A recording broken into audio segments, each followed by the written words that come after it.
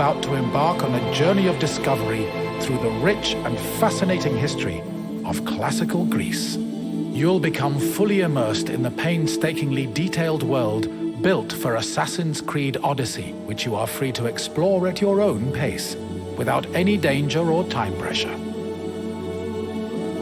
For a directed experience, take one of the many guided tours curated by prominent historians and archaeologists. Along the way, exchange words with some of Greece's most famous historical persons. The classical Greece you are about to explore is at the peak of its glory. This period is synonymous with grand accomplishments of the physical and the mental. Architectural marvels which still stand today dot its landscape, while towering achievements in philosophy, political systems, and art still influence our modern society in profound ways. We hope you become engrossed in the dazzling riches of ancient Greece and welcome you to your visit.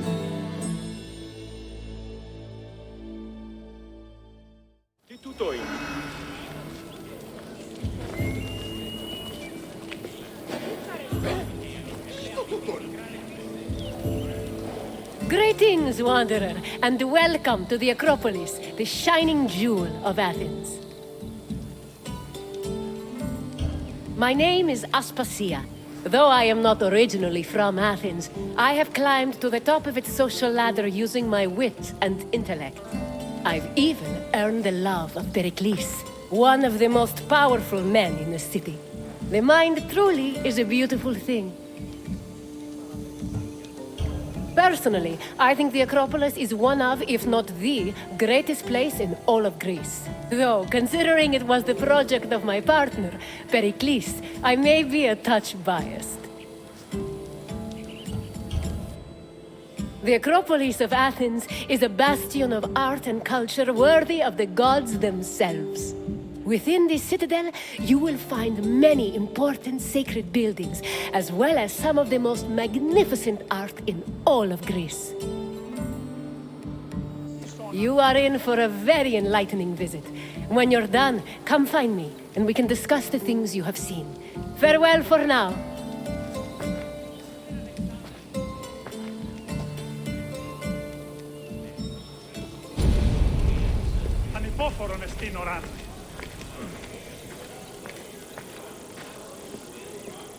The Acropolis has gone through many changes in its long history. It began as a simple rock, was settled as early as the Neolithic period, and then became a fortress in the Mycenaean period. Stone buildings started appearing in the 7th century BCE. But the famous structures whose ruins remain visible today date mainly from a period of construction in the 5th century BCE. The location of the Acropolis is closely tied with Athens' foundation myth. Supposedly, it was the site where Athena and Poseidon competed for the city's patronage. This connection gave the Acropolis a sacred aura, and it was considered the religious heart of the city.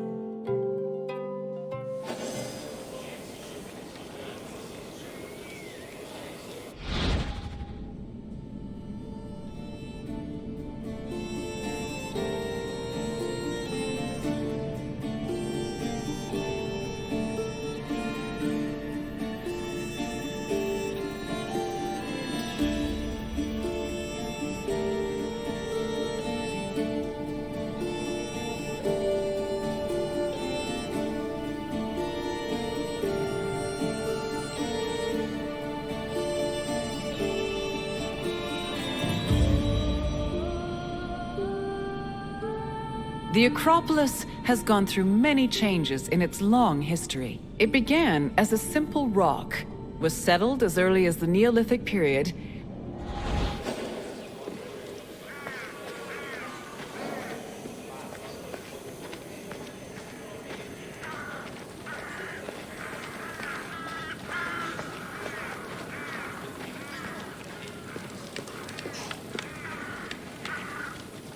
The Temple of Athena Nike was built on the remains of old fortifications from the Mycenaean era.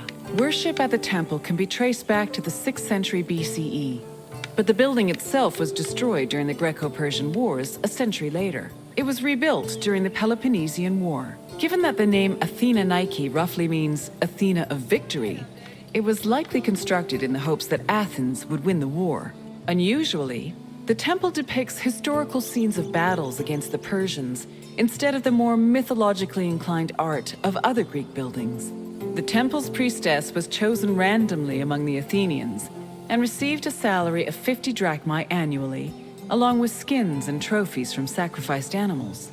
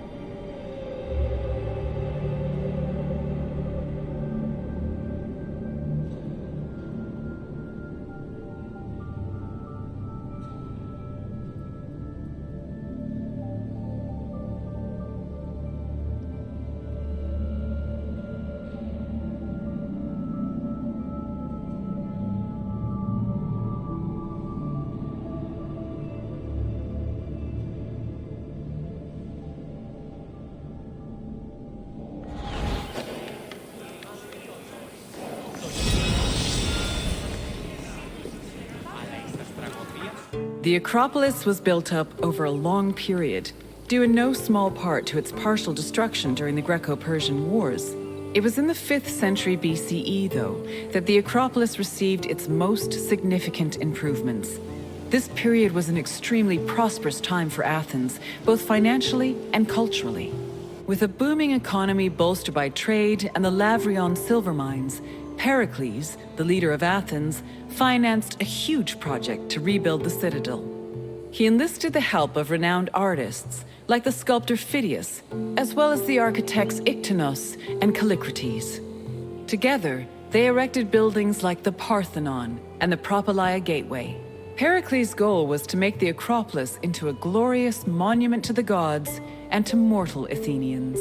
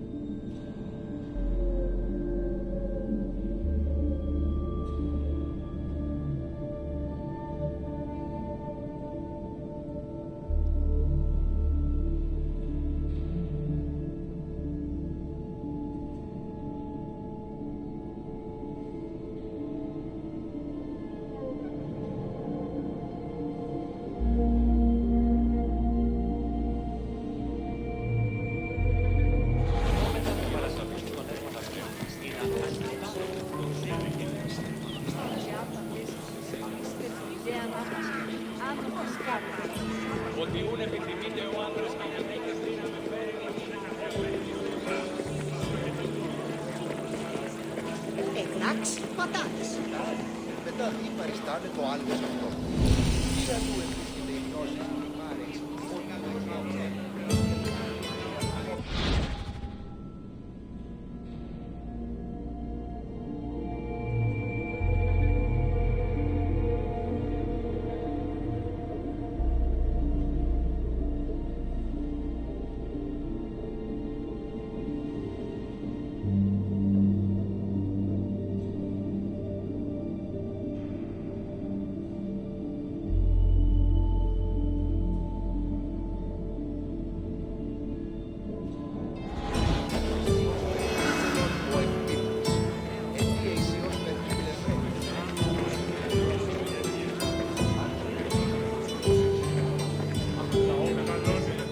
Behind the Propylaea was the giant bronze statue of Athena Promachos, or Athena who fights on the front lines. That name was reflected in the spear and shield the statue held in its hands. It was erected in the mid-5th century BCE by the artist Phidias. According to an inscription, it took 9 years to make and cost almost 500,000 drachmae. At approximately 10 meters tall, the statue was apparently so large that Pausanias claimed its helmet and spear tip could be seen from the sea near Cape Sunion, 60 kilometers away. The ornamentation on the statue's shield was engraved by the metalsmith Mies.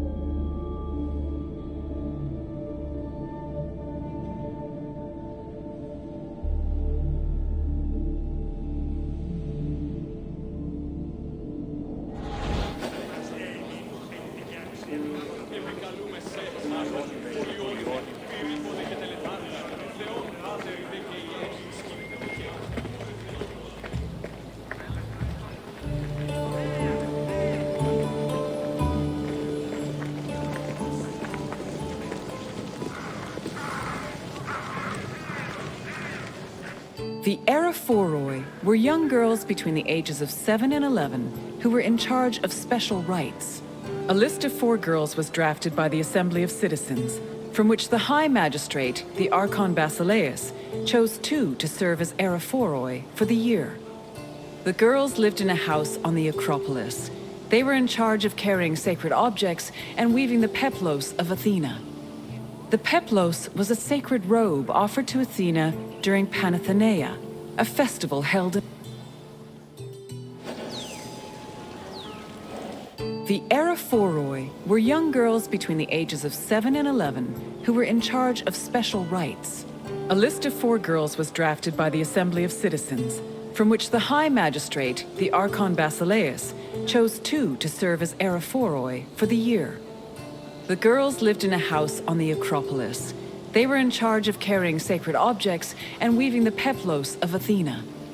The peplos was a sacred robe offered to Athena during Panathenea, a festival held in her honor.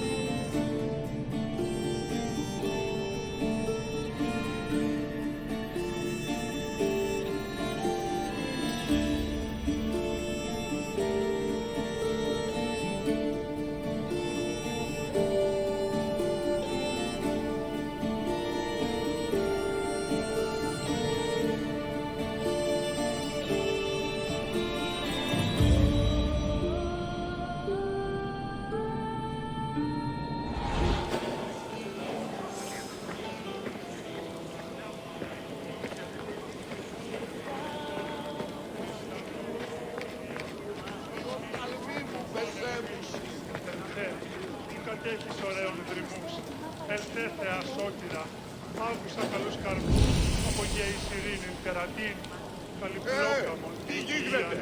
και ο...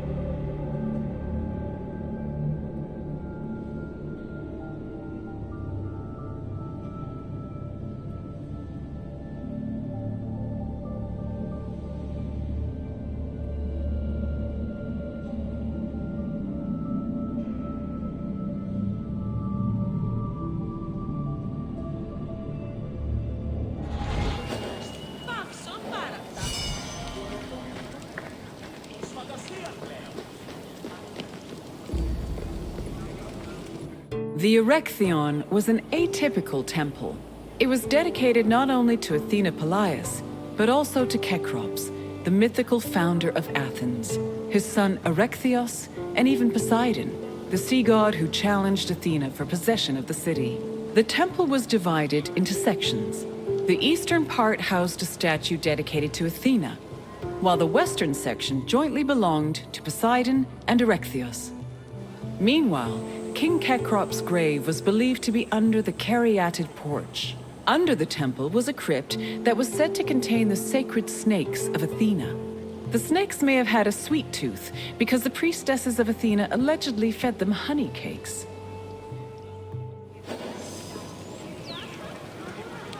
Τι λαμβάνει η χώρα?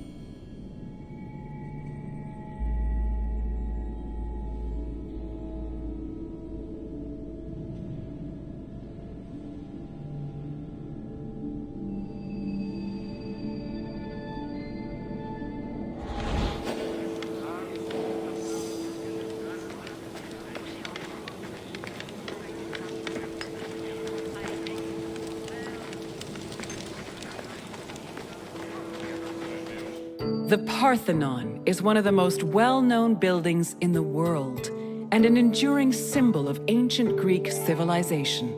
While it is located on the Acropolis, the building is not a traditional temple. It was built by the sculptor Phidias and the architects Callicrates and Ictinus as a great monument to the glory of the city of Athens. That glory is evident in its many carvings. One of the most carved monuments in Greek architecture, the Parthenon's decorations depict several mythological scenes. These include the birth of Athena, her fight against Poseidon for the patronage of Athens, the gods' battle with the giants, and the procession of the great Panathenaea.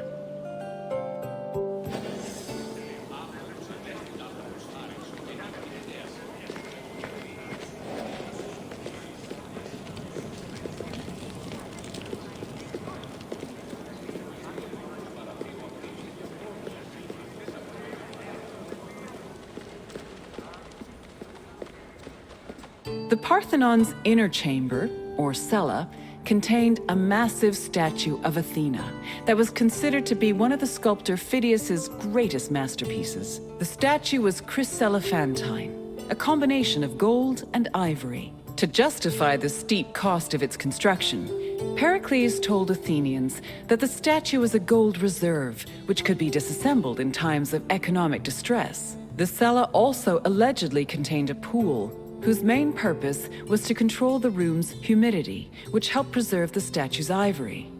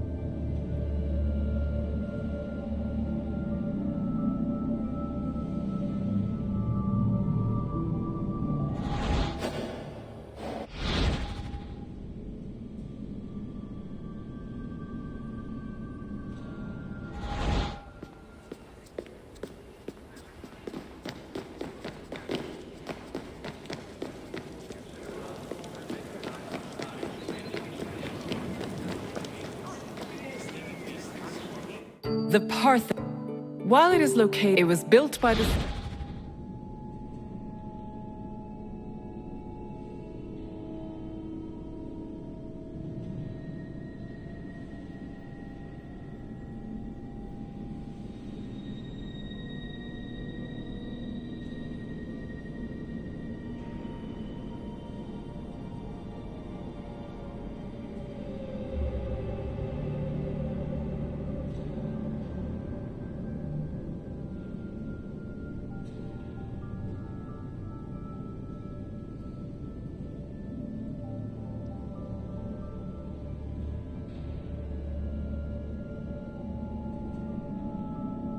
sculptor Phidias and the arch.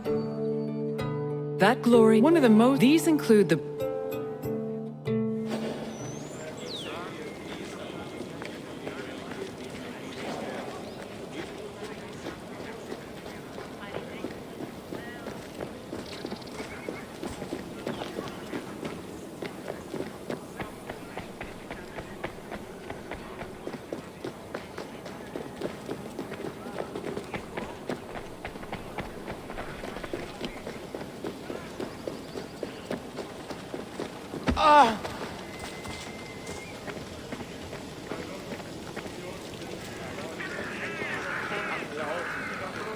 Enjoy your visit.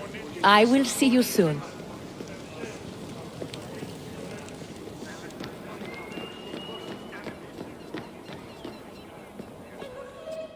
Athens' treasury was located in the Parthenon, where it was believed to be protected by Athena herself.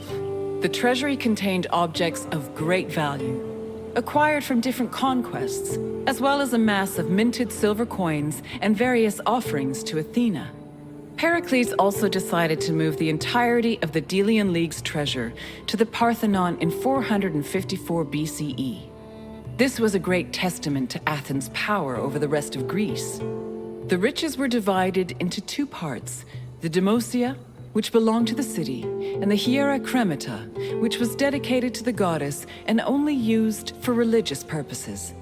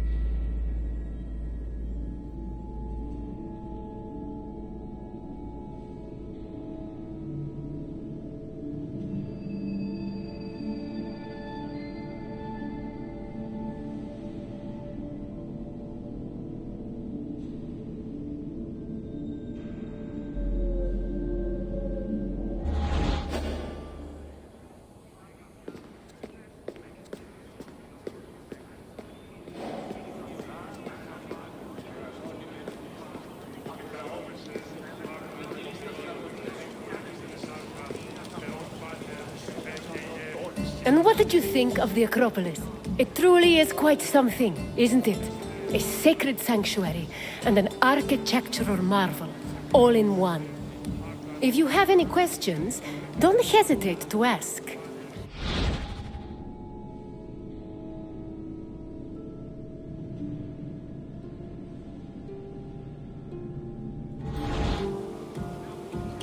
You're confident enough for a test? Very well. Let us see how much you know. Which two gods competed for Athens' patronage?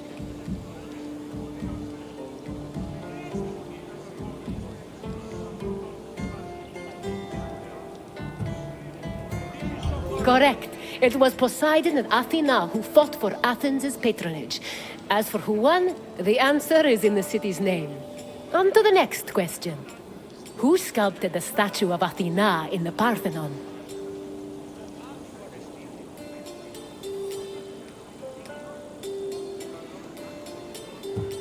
Praxiteles sculpted a marble statue of Artemis that stood in the Vravronion. Try again. Correct. The renowned sculptor Phidias made the statue, which was considered one of his masterpieces. And now, the final question. Which king's tomb was believed to be under the Caryatid porch?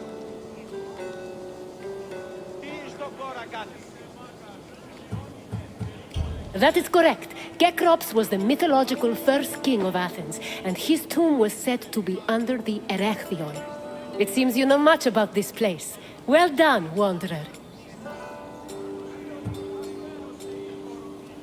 Very well. On to the next tour.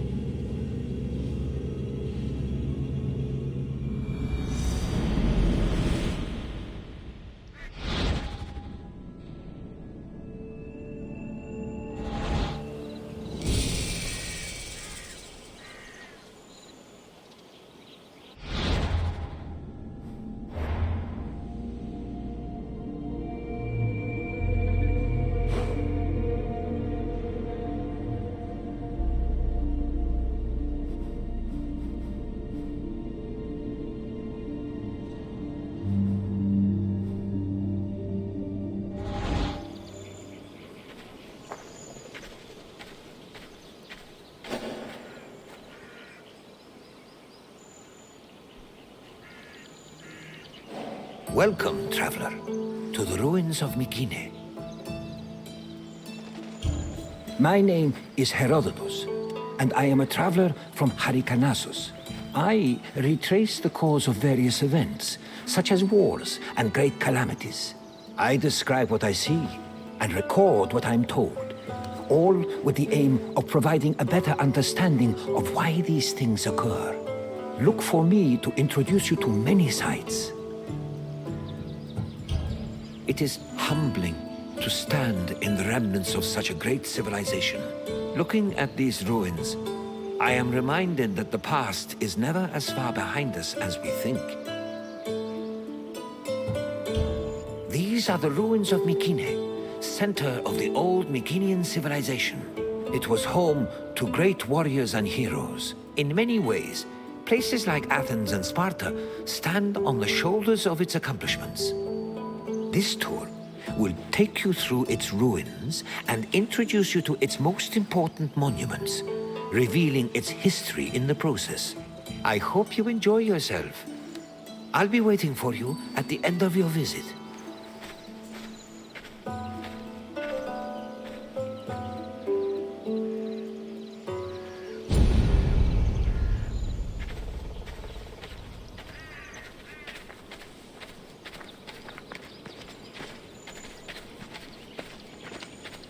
The Mycenaean civilization flourished in the Late Bronze Age between 1600 and 1200 BCE.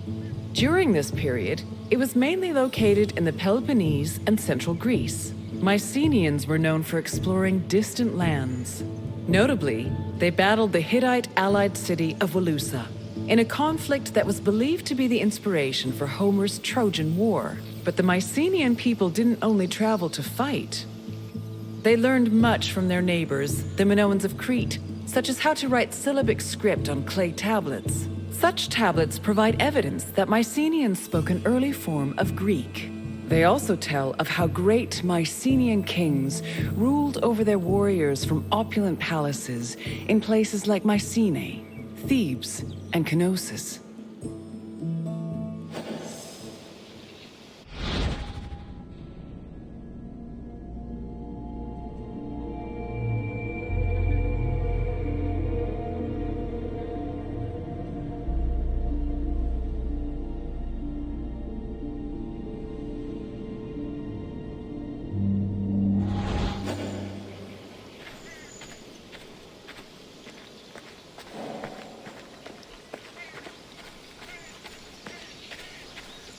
The entrance to Agamemnon's citadel, or the Lion Gate, is one of the most iconic monuments in Mycenae. It is impressive for both its height and for the intimidating rendering on its relief, which depicts two lions standing on either side of a column.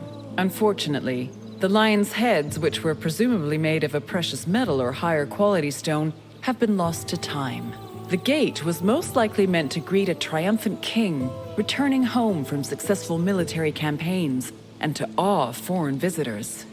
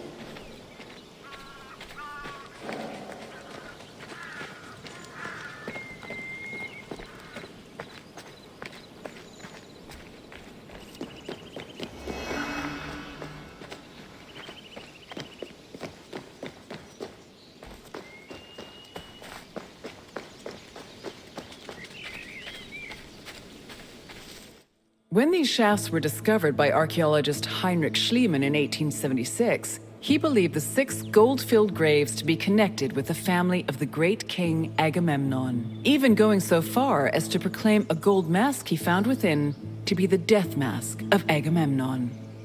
However, this was refuted by later excavations, which showed that the 19 bodies buried in the shafts dated back to a few hundred years before Agamemnon was even born. In fact, at the time of the body's burial, the Lion Gate and the citadel walls had not even been built yet. It's estimated that the people in the graves were members of the first Mycenaean dynasty. The graves later became a place of worship for Mycenaean kings, who raised walls to protect them. These walls helped preserve several incredible artifacts, including women's jewelry, death masks, and masterfully crafted weapons.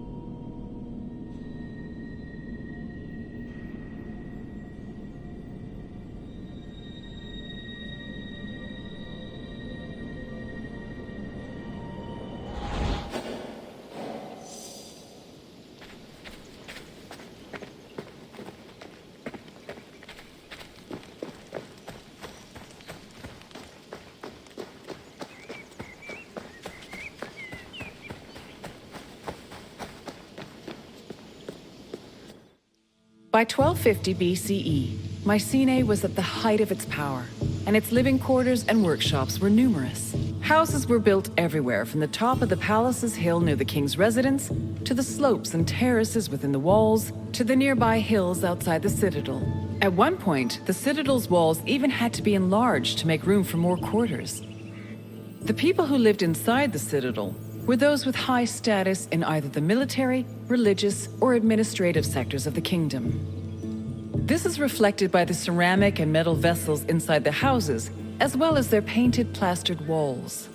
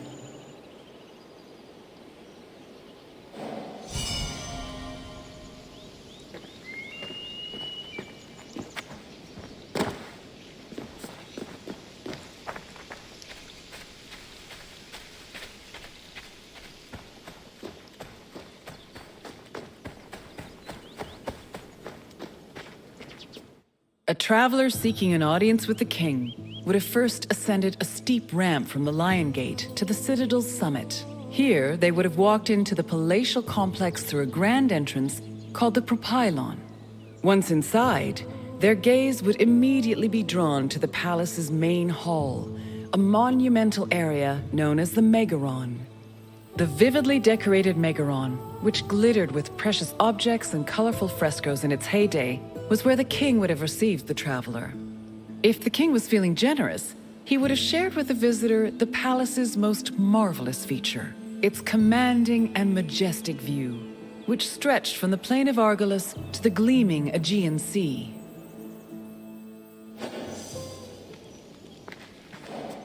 A traveler seeking here that once if the king its command.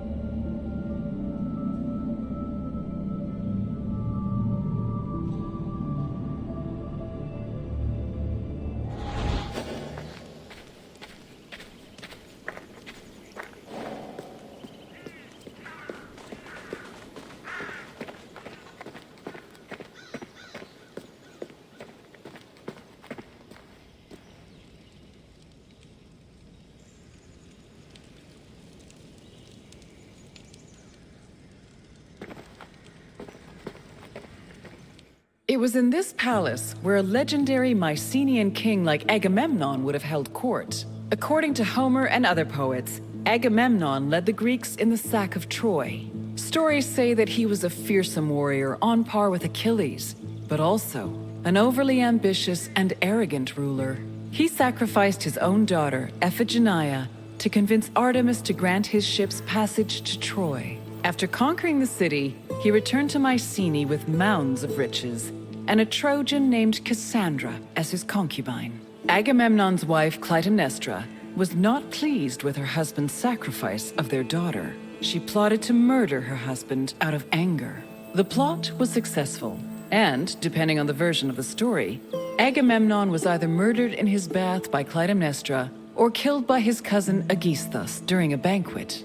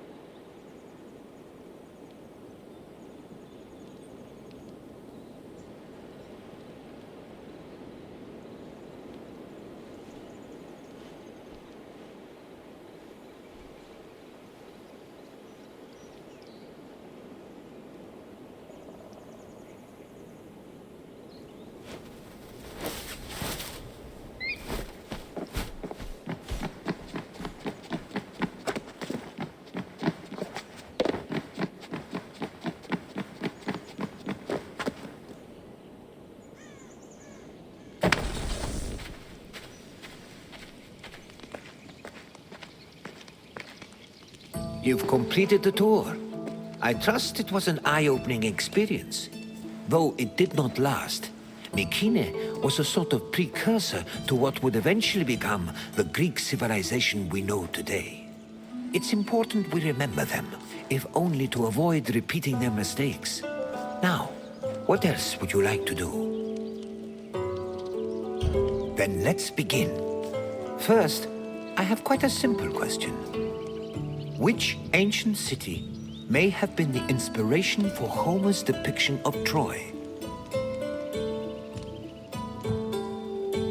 No, the Myginians who were at war with Troy in the first place.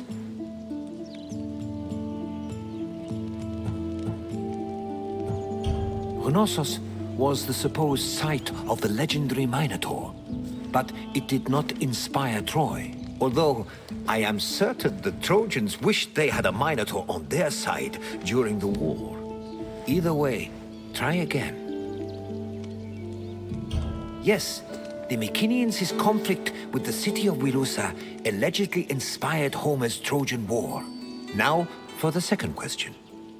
Agamemnon sacrificed his daughter Iphigenia to convince which god to allow him to proceed to Troy?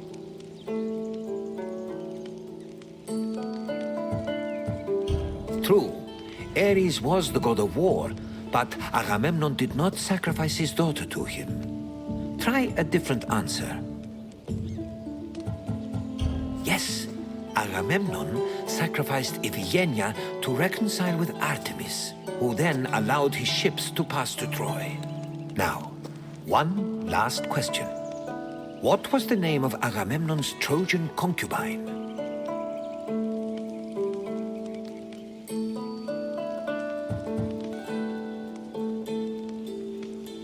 Correct. Following the sack of Troy, Agamemnon sailed home with the Trojan prophetess named Cassandra. You've studied the ruins well, traveler. I appreciate your desire for more knowledge. Let us continue.